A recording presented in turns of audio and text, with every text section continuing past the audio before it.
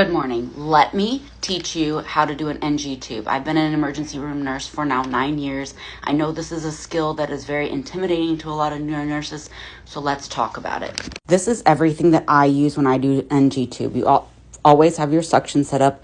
You have your NG tube. You have your stethoscope. You have your water with a straw, lubricant, your 30 ml syringe. I always get a chuck because you don't know if somebody's going to throw up on you. Fun fact, first time I ever did one of these, someone threw up everywhere. So I always put that there.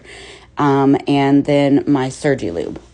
Okay, so to set this up, first thing you're going to do is you're going to measure. And when you measure from here down to here and down to here on every single person. You go right below where your sternum is, and it's about 3 fingers down, and that's where I measure to. So you just take this out, and again, you do that. Let me show you.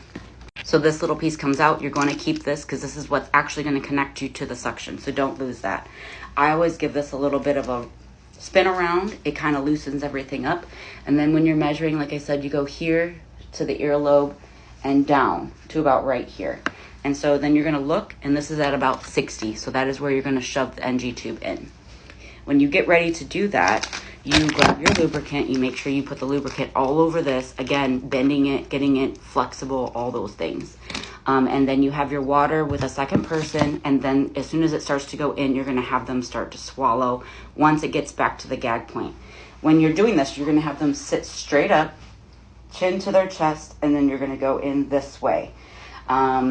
If it comes in, you're gonna meet some resistance, but if it gets to the point where it's too much resistance, sometimes you need to come out and go back in. Once they start to gag, that's when you have the cup up to, the straw up to their mouth, and you're going to go ahead and have them swallow. And then as they're swallowing, you just keep going in as fast as you can, but not too fast, if that makes sense.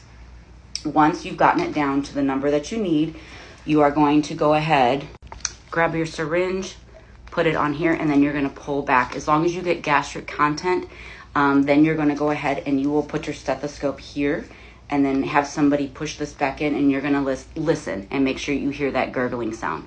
Once you go that, you know that you are set and you are in place. The next step is to secure it. You're gonna get yourself one of these nylon tapes. These I have learned works wonders.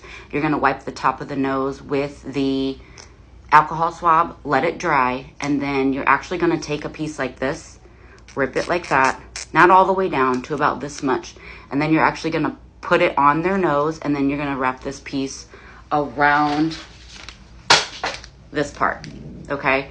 So it's basically going to be coming out like this, and you're going to wrap it around and use it as a holder. That is the best method that I have used if you don't have those fancy pieces that go on your nose and that actually hold it in place. Once it's all set in place, then the fun part is hooking it up to the suction.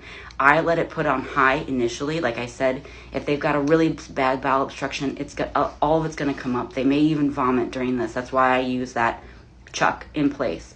So I put it on high until the contents start to slow, and then you will put it on low intermittent. And I want to show you guys what low intermittent means. So this is your suction. I'm going to go ahead, I'm going to turn this on high.